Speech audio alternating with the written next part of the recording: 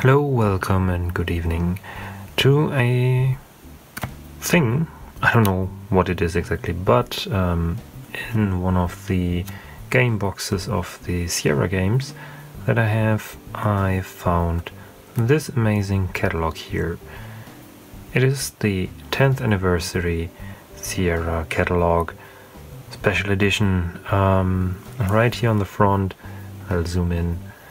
An original Apple one with Sierra's Mystery House, basically the thing that started Sierra as a company. So Mystery House was one of the first games that was published. You can still see the name back then was Online. Oh, that's so small. Online Systems instead of Sierra. Later they would change the name to Sierra Online and then just Sierra.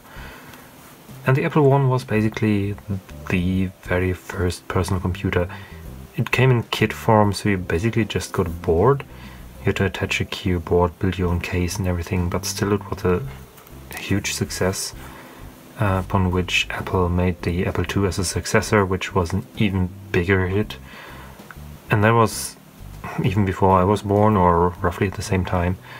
So this is nothing I experienced, but well, we got our first computer around 1990, 1901, and so I got still a lot of the original Sierra games back then, more or less as copies, which were of dubious legality, but so far I managed to buy some used games over the years. Let's try to make this lamp a bit better. Let's see if we can make it so that you can actually see something. I think this is rather good. The highlights are not that bad. So here is Ken Williams, the boss of Sierra. Ken and Roberta Williams are the heads of Sierra. They started off with this stuff, and he goes on to tell a few stories of letters that they got from fans. Yeah, for example, here also a letter from Steve Wozniak of Apple. Thank you so much for the happiness that you brought into my life. I hope that you find no bounds to your creativity. Sincerely, Steve Wozniak. Well, that's nice, isn't it? So yeah, this is mainly reminiscing nostalgia on Sierra's side. And here we also see some, well, this is actually Roberta Williams with her dog, the wife of Ken Williams. And here are some earlier games that they published. Time Zone, the official Frogger port for some home computer systems, probably Apple, obviously. And yeah, stuff that you wouldn't usually recognize with this Sierra that you know from the 90s, doing adventures and stuff. Another letter on the 10th anniversary. So it came from one of our earliest customers way back in 1981. So I guess they were founded in 1980. I'm not sure if there's a date code on here. 1989. So yeah, I guess 1979 would be the date that Sierra was founded, probably. And well, after this reminiscing, they go on, of course, to show off the games, their whole game catalog. And it all started actually with King's Quest, the whole adventure stuff, right? So they had things like Mystery House, which were text and graphic based games, pretty primitive still. And actually it says here that IBM triggered it, because IBM was coming out in 1984 with the PC Junior, a massive commercial flop. Was supposed to be a cheaper version of the PC aimed at the home computer market with increased graphics capabilities and stuff, but it was, due to various reasons, so sucky that it failed miserably. And Tandy actually cloned this thing with the Tandy 1000 series, and they were, in the US at least, very popular and successful. So basically IBM paid for Sierra to make King's Quest, and they said it should have great graphics and sound, use the sound chips, which is in the Tandy sound chip that you also saw in my other video on the Tandy sound card, 3-voice synthesizer and 16-color graphics, and they wanted to have a 3D game basically, and that was what King's Quest turned out. It's basically the very first 3D adventure game where you can walk behind stuff, and you have these scenes, you walk from scene to scene, have a parser where you put in stuff. I mean, you had the Infocom games, which are great, but they didn't have graphics. They had a better parser and good stories, but IBM wanted to have something flashy. Yeah. And there's all kinds of nice little quotes in here, and you can see what the old boxes look like. I will definitely come back to this because I have all those 4 brown boxes here. And the thing to know here is they, similar to Infocom, they made sort of like a game engine called the AGI, Adventure Game Interpreter, which was basically the same through all the games, and you just had some people code scripts for this game engine, draw the graphics, compose the music, and then you can just simply port the interpreter to different home computer systems, because let's face it, there were like a dozen or so at least home computers which had to be targeted in order for your game to be a success. That's what Infocom did very well, and Sierra also made it. So King's Quest 1, 2, 3 and also 4 were made for the AGI engine.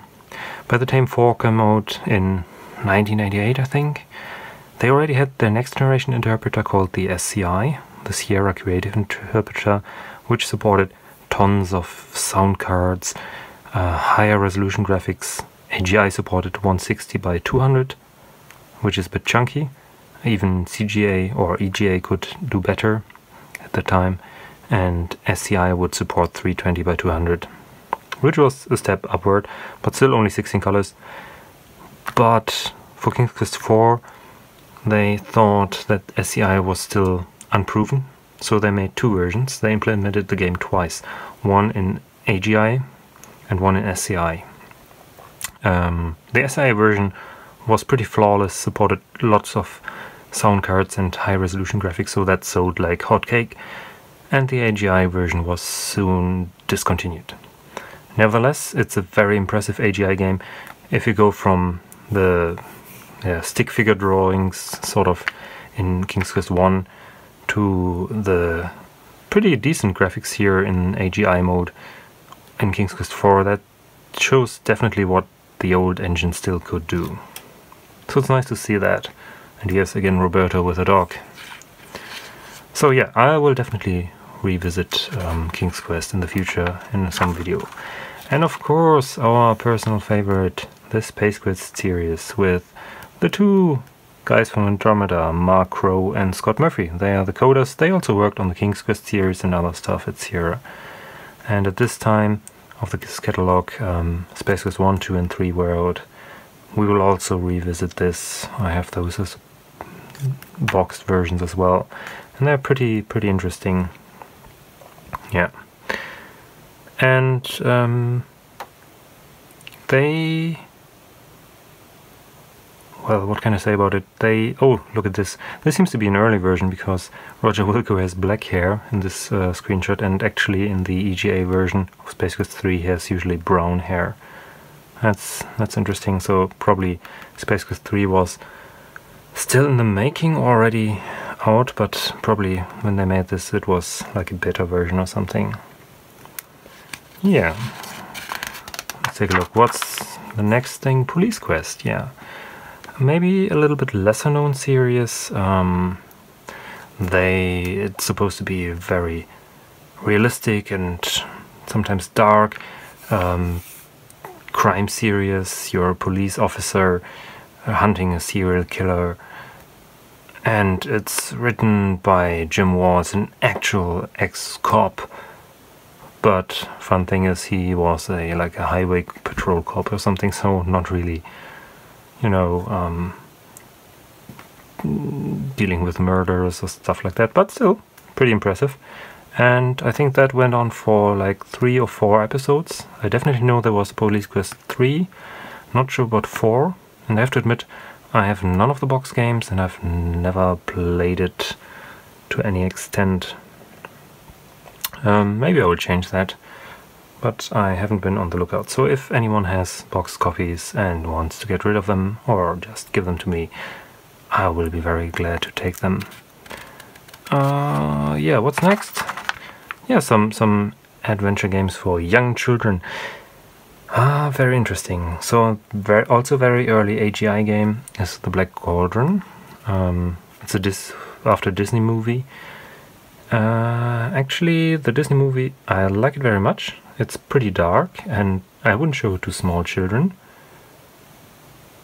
Yeah.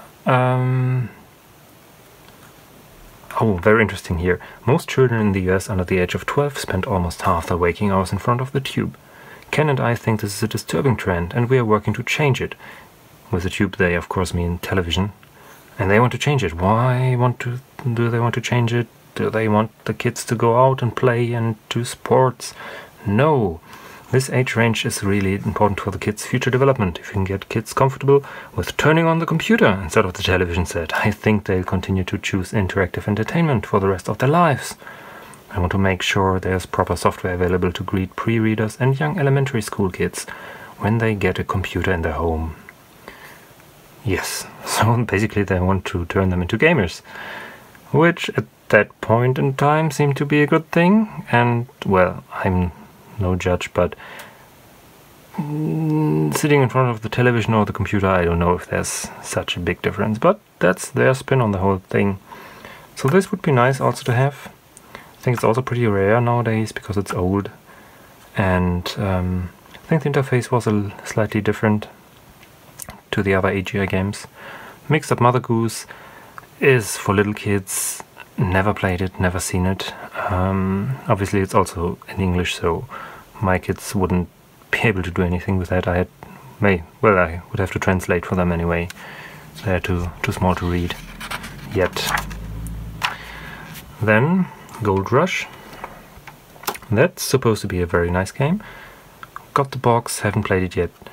But pretty impressive, pretty complex AGI game when they were already starting to make SCI games. I put up the intro sequence with Tandy Sound on my second channel, if you want to check it out. Hoyle's Book of Games, basically a bunch of card games with characters from Sierra's other adventures. Not that interesting to me. Codename Iseman, well, this gets a complete double page here. New. This was probably right on time. Never played it. Would like to have it, would like to play it.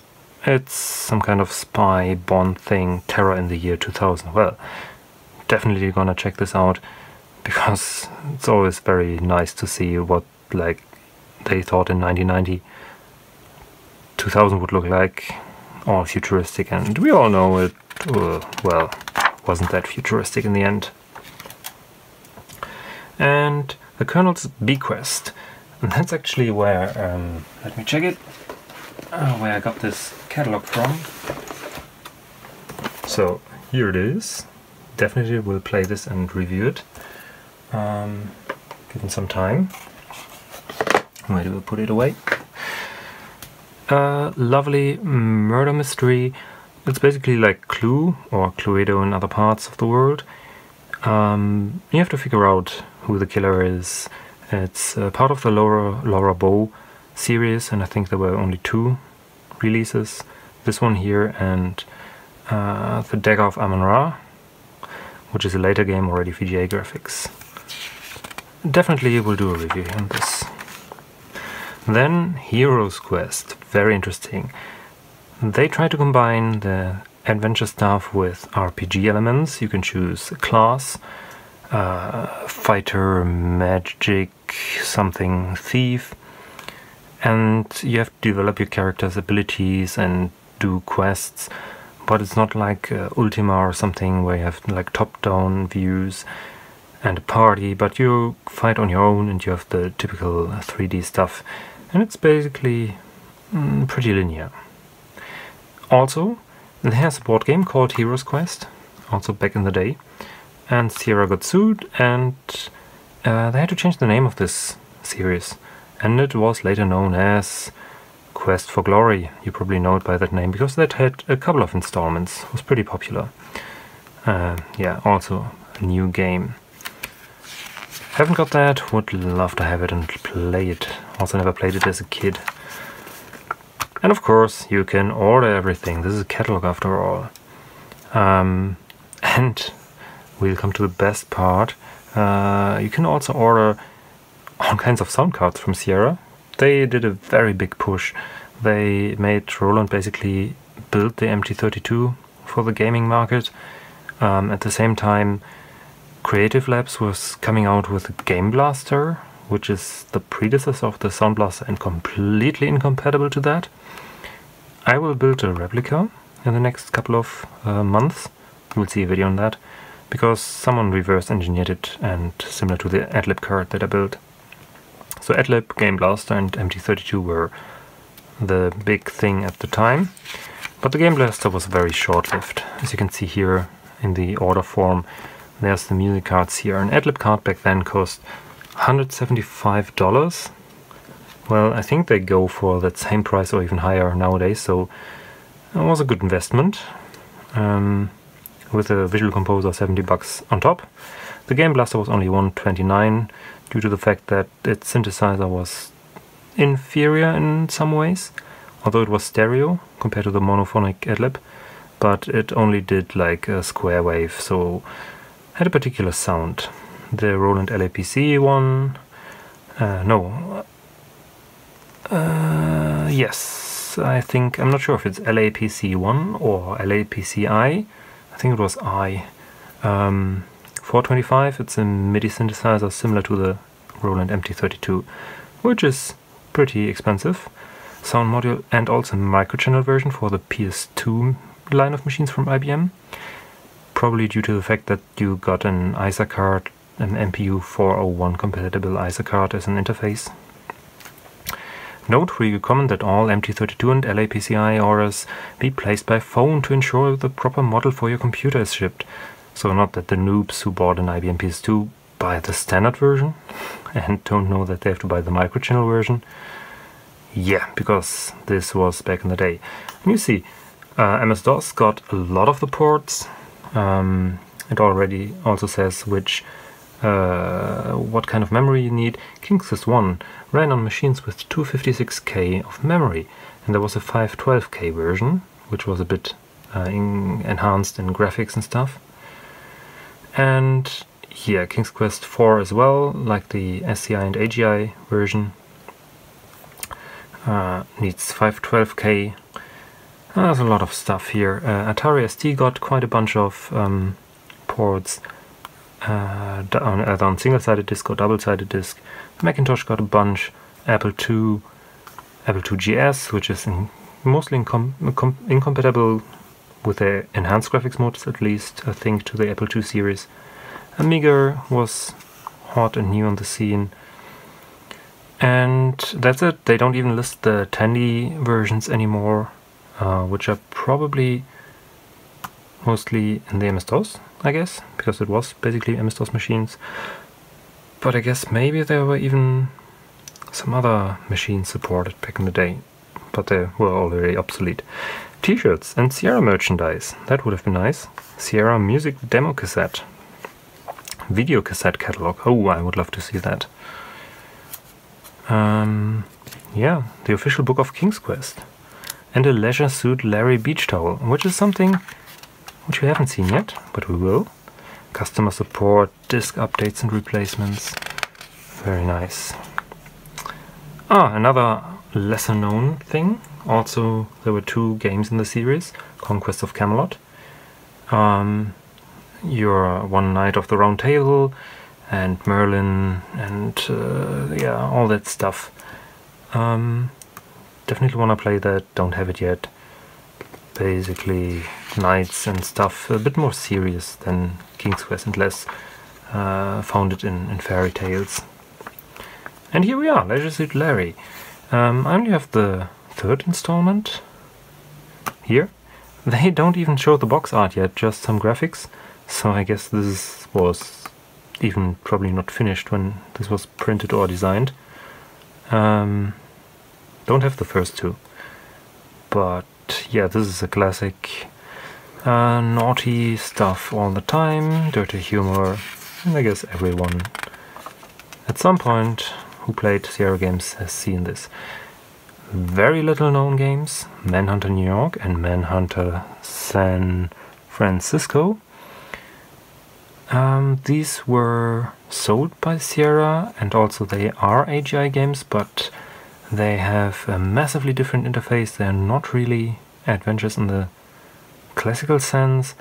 Post-apocalyptic setting, aliens invaded the Earth, and you have to survive, I think. And yeah, I don't know much about it, because those were back in the days already rarely seen as copies or something, and I haven't ever seen those in the shops, in Germany at least. But yeah, I would love to check them out, and I've checked eBay, but it's very hard to get a copy. So almost no luck in doing that. And action games and Sierra Japan. Well, Sierra did some ports for arcade games, most notably Thexter, which is, I think, I never played it, 2D shooter where you can transform between robot form and jet fighter. Yeah. And there's also Sylphid, computer game or interactive music video. The soundtrack for Sylphid is supposed to be very good and also supports the Game Blaster, so I will probably try to check that out. Buy at least a version on GOG or Steam. And Sorcerian, I never heard about that. That's completely new to me. Fantasy role-playing, new Japanese import. So a JRPG, well, that would be nice to see. Sylphid is like classic shoot-'em-up game. Sierra's productivity software. I didn't know that existed. The peaceful medium between price and performance. As with most things in life, there is a middle ground, and as with most things, it is a sense of balance rather than compromise that makes things run smoothly. We think a well-balanced piece of productivity software costs less than $100, doesn't require the user to install optional hardware, and is intuitive. You don't say. So, Homeward is probably all that. What does it do? Homeward 2 in this case. The evolution of a revolution.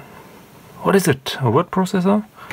Homeward 2 is a true WYSIWYG. What you see is what you get. Does anyone still know what it means? Back in the day, when I was little, everyone was, I need a WYSIWYG word processor. Most users with the need for a multi-featured word processor will find what they are looking for in this program.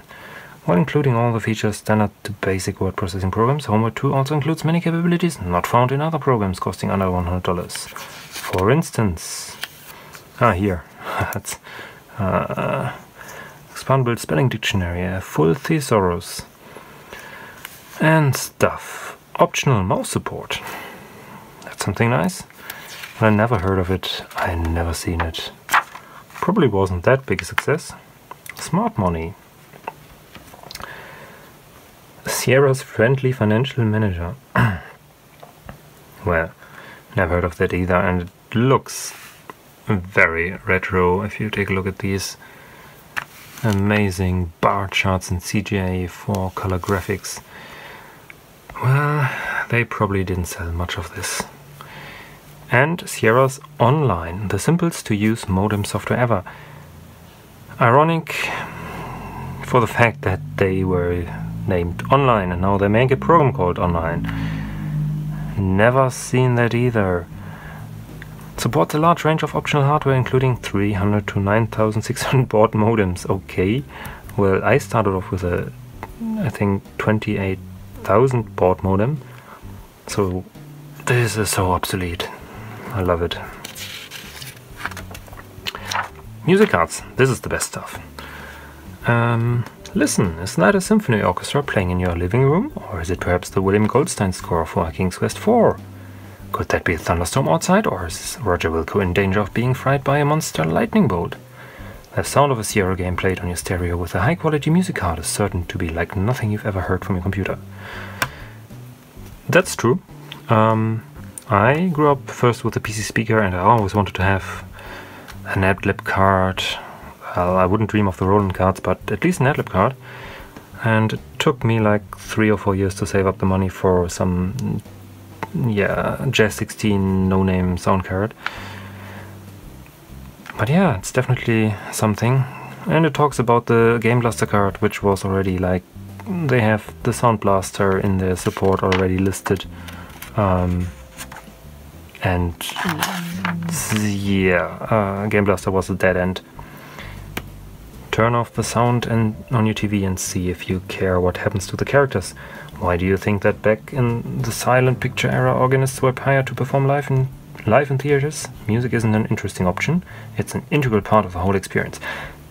Granted, Ken, that's true, but turn off the sound on your TV and see if you care what happens? Well, the dialogue is missing then. That is pretty, well, stupid argument to make, but I think he's right. Without the music, the games are less enjoyable. And the PC speaker, well, it doesn't sound so great. You won't believe it till you hear it, and that's why they give you a free demo tape.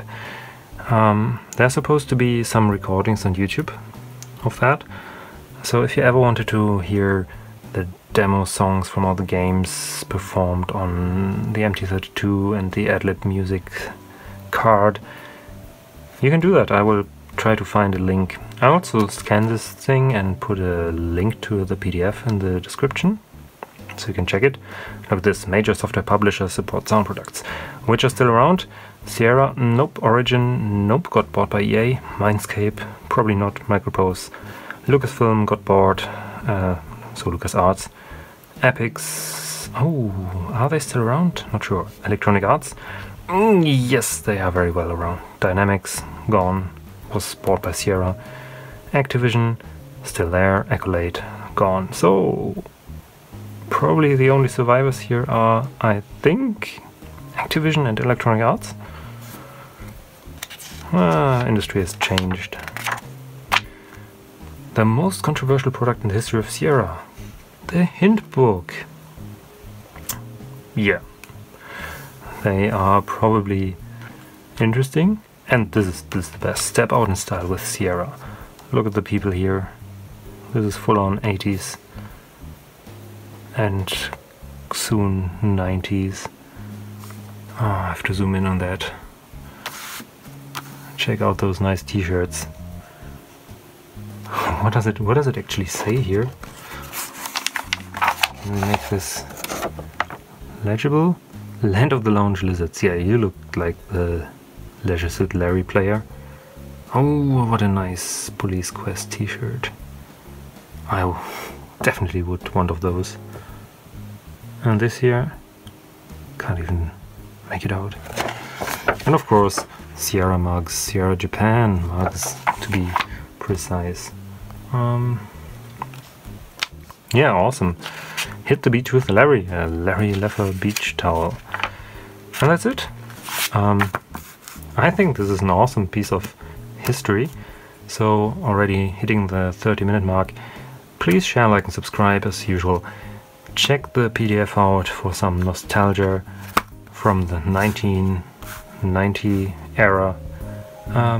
Yeah, thanks and good night.